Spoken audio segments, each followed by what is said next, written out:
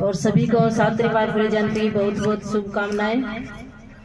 ये जो हमारे साथी हैं ऋषिकेश राजली, इन्होंने अभी पिछले दिनों ही शुरुआत की कि मैं हमारा जो मकान है इसको सावित्रीबाई फुले लाइब्रेरी में तब्दील करना चाहता हूँ। तो एक मीटिंग हुई, बैठ के बातचीत की, तो हमने कहा ठीक है भाई कर सकते हो, और अच्छी बात है। गांव में लड़कियों के लिए लाइब्रेरी नहीं है, लाइब्रेरी होनी चाहिए।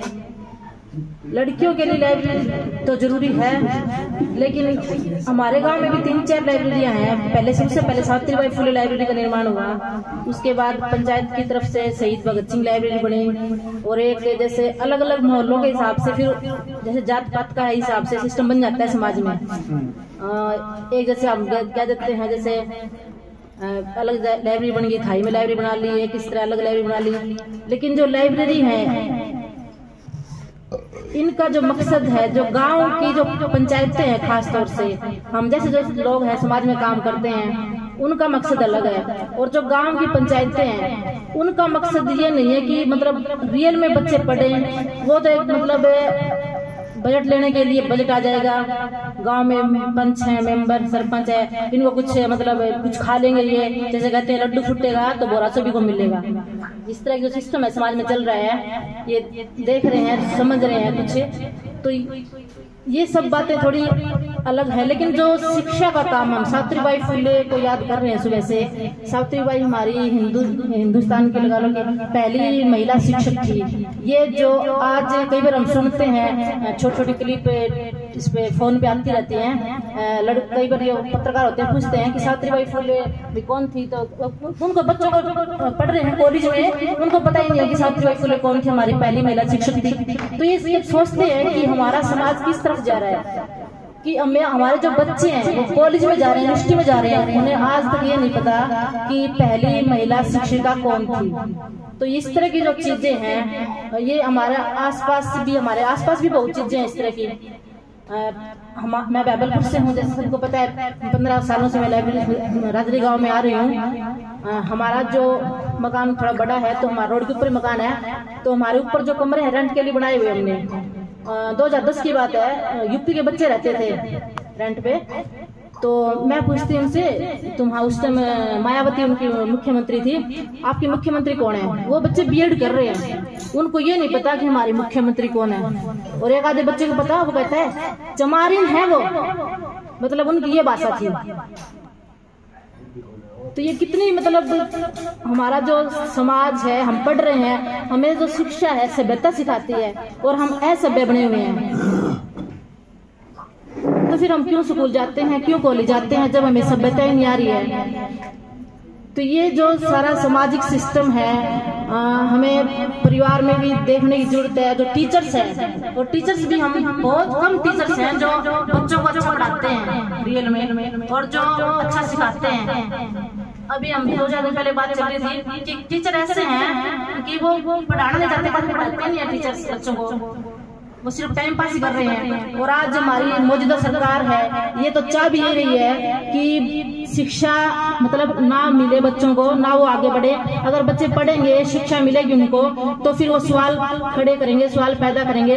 इससे अच्छा है जैसे कोरोना में बच्चों को टैब दे दिए, और जो सिस्टम किया ये सारा आज भी हम देख रहे हैं। बच्चों छुट्टियां, जैसे कोई भी हो गया छुट्टियां कर दी, छोटी बात छुट्टियां कर दी, और ये जो सिस्टम चल रहा है ये हमें देखने की जरूरत है। हमारे जो पेरेंट्स हैं बच्चों के, सरकारी स्कूल में जैसे पढ़ाई नहीं होती, उनमें प्राइवेट में पढ़ाई इसलिए करा रहे हैं कि उनको प्राइवेट स्कूल में बंद हो जाएंगे, चलेंगे नहीं, उनकी फीस नहीं देंगे माँ बाप। और सरकारी स्कूल में बच्चों को पढ़ा नहीं रहे हैं। जो पेरेंट्स है, जो पंचायत है, उनको जाना चाहिए, वो पढ़ाई करवा सकते हैं। लेकिन पेरेंट्स भी नहीं संभाले, सोच रहे हैं कि फ्री पढ़ रहे हैं बच्चे, कोई जरूरत नहीं है संभालने की, बच्चों में पढ़ रहे नहीं पढ़ रहे हैं। प्राइवेट में इसलिए जाकर संभालते हैं कि हमारी जेब से पैसे निकल रहे हैं, फीस देनी पड़ती है, इसलिए हम बच्चों को संभालते हैं, बातचीत करते हैं, पेरेंट्स मीटिंग बुलाते हैं स्कूल वाले।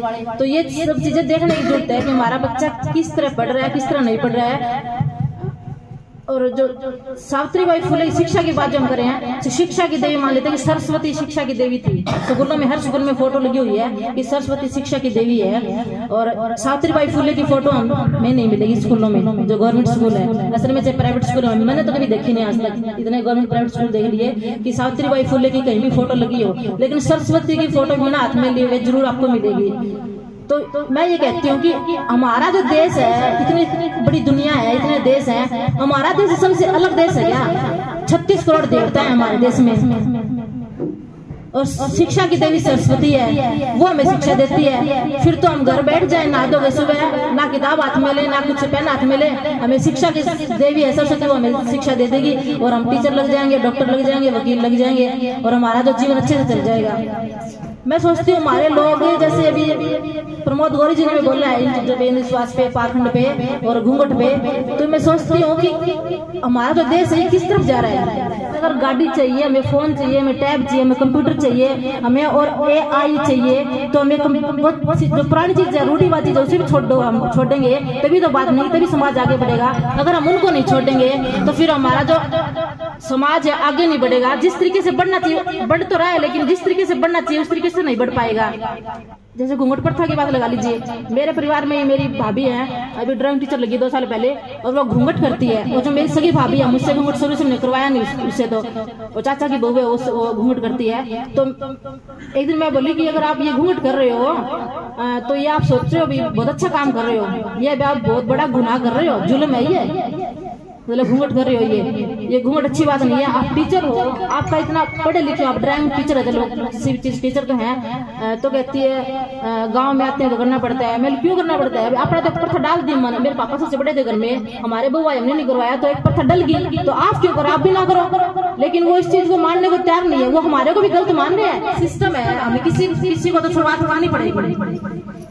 रियल में ये जैसे प्रमोद जी ने बताया कि रियल में ये बहुत बड़ी कुप्रथा है, या गुलामगिरी लगा लो, इससे बहुत बड़ा गुनाह है ये घूंघट प्रथा। और भी देश बहुत से हैं, जैसे अपने देश की बात छोड़ दे, अपने देश की बात कर लो, राजस्थान में घूंघट अछूता, हरियाणा में सकता है, यूपी में, बिहार में, और कई जिले बहुत सारे है राज्य है उनमें घूंघट नहीं है, बहुत सारे राज्य में घूंघट नहीं है, अपने ज्यादा सिस्टम है इससे घूंघट का। तो ये जो चीजें हमें देखनी पड़ेगी।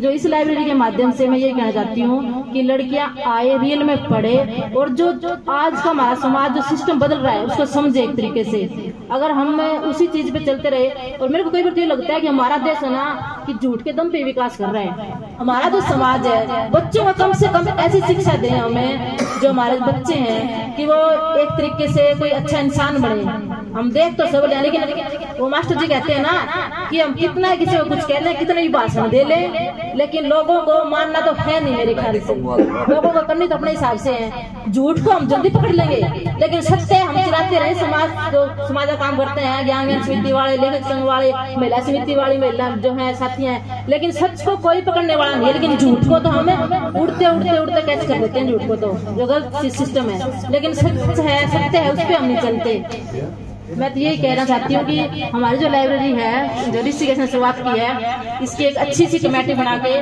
वो तो बाद में जो होगा वो तो जैसे भी पता नहीं किस चीज का क्या सिस्टम होता है, क्या बनता है, क्या नहीं बनता। सोचते हैं उससे ज्यादा बन जाती चीजें, नहीं सोचते वो सोचते हैं उससे ज्यादा कम भी हो जाती है।